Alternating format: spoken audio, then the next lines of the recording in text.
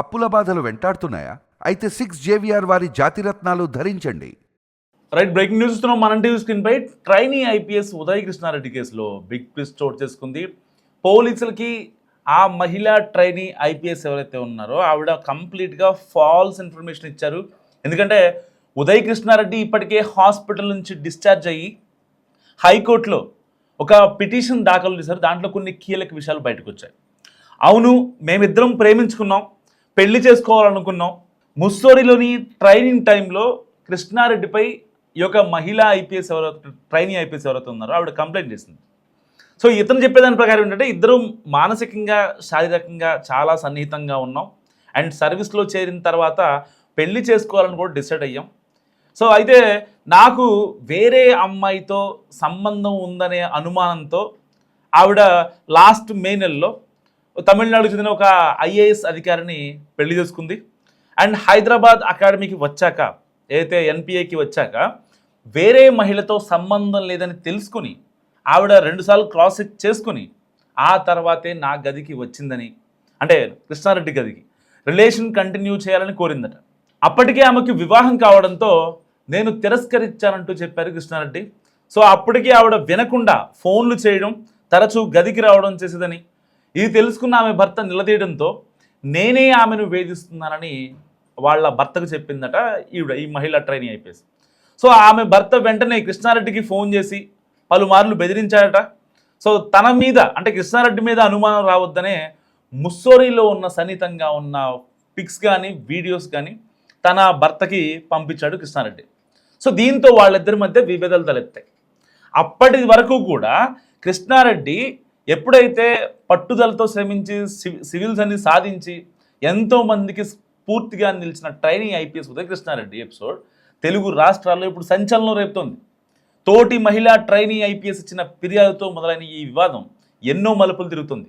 ఒక్కో రోజు ఒక్కో మలుపు తిరుగుతున్న ట్రైనీ ఐపీఎస్ కేసులో ఇప్పుడు దర్యాప్తు స్పీడప్ అయింది. ఈ క్రమంలోనే హైదరాబాద్ ఎస్ఆర్ నగర్ జయంతి హాస్పిటల్ నుంచి ట్రైనీ ఐపీఎస్ ఉదయ్ కృష్ణారెడ్డి ఇప్పటికే డిశ్చార్జ్ అయ్యారు. అండ్ హాస్పిటల్ నుంచి బయటకు వచ్చి ఈ లైంగిక వేధింపుల ఆరోపణలపై ఆయన మాట్లాడేందుకు నిరాకరించారు. కానీ ఏదైతే ఆ విమెన్ సేఫ్టీ వింగ్ విచారణ మాత్రం చాలా గట్టిగా వేగవంతం చేసింది. ఈ కేసుకు సంబంధించి ఆయన హైకోర్టుకి కొన్ని కీలకమైన విషయాలను అండ్ ఆధారాలను 100కు పైగా స్క్రీన్ షాట్లు కావచ్చు, వాళ్ళ పిక్స్ కావచ్చు, వాళ్ళ వీడియోస్ కావచ్చు, సన్నిహితంగా ఉన్నామని చెప్పారు, వీళ్ళిద్దరూ పెళ్లి చేసుకుందామని చెప్పారు. ఆ యొక్క చాట్స్ అన్నీ ఇప్పుడు ఉదయ్ కృష్ణారెడ్డి మొత్తం, అంటే ఈ 1 ఇయర్లో జరిగినటువంటి చాట్స్ మొత్తం రిట్రైవ్ చేసి ఈ యొక్క హైకోర్టుకి ఆయన సబ్మిట్ చేయడం జరిగింది. అంటే ఇప్పటిదాకా ఆ మహిళా ఐపీఎస్ ఎవరైతే ఉన్నారో కేవలం ఉదయ్ కృష్ణారెడ్డి మీద చేసే ఎలిగేషన్స్ ఏంటి?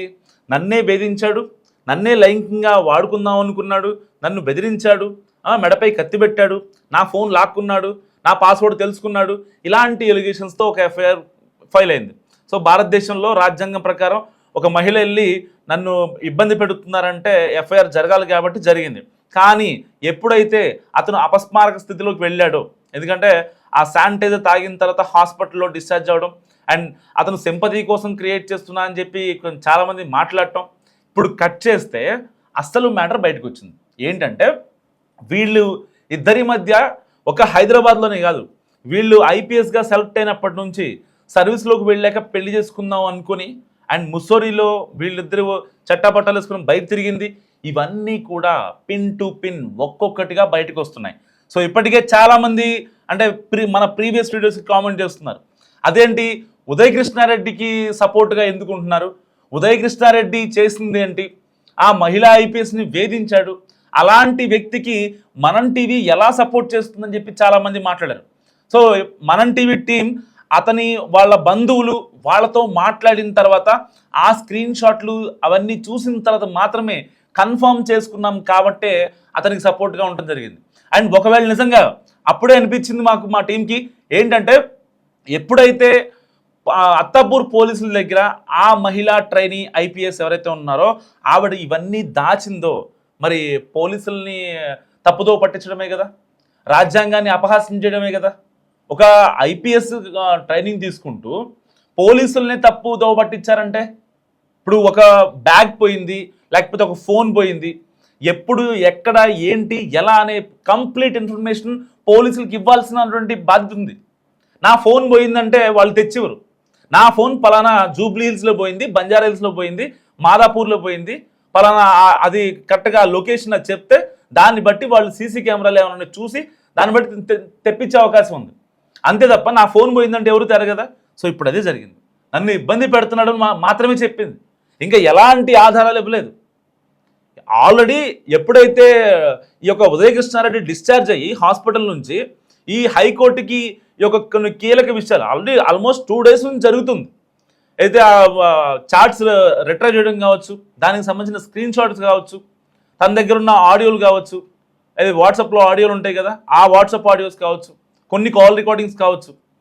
ఇతను వద్దు వద్దు వద్దు అన్నవి ప్రతి ఒక్క స్క్రీన్ షాటు, ప్రతి ఒక్క మెసేజు, ప్రతి ఒక్క కాన్వర్జేషను, ఆడియో, వీడియో ప్రతిదీ ఉంది.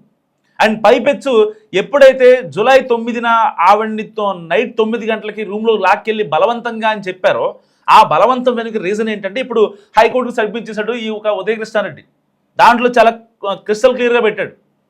ఎప్పుడైతే ఆ అమ్మాయిని వేధించడం స్టార్ట్ చేసిందో, సో అప్పుడు ఈ ఉదయకృష్ణారెడ్డి వాళ్ళ భర్తకి వీడియో పంపించడం కోసం ఒక వీడియో తీశాడు. ఏమని, నిన్ను వేధిస్తుంది నేనా నువ్వా, నన్ను కదా నువ్వు వేధిస్తుందని చెప్పి వీడియో తీస్తుంటే మళ్ళీ తన భర్తకి ఎక్కడ పంపించుద్దనే భయంతో ఆ మహిళా ట్రైనీ ఐపీఎస్ నన్ను వేధిస్తున్నాడు, నా ప్రైవేట్ వీడియోస్ పంపిస్తున్నాడు. మీ ప్రైవేట్ వీడియోస్ మీ దగ్గర ఉంటాయి, ఇతని దగ్గర ఎందుకు ఉంటాయి?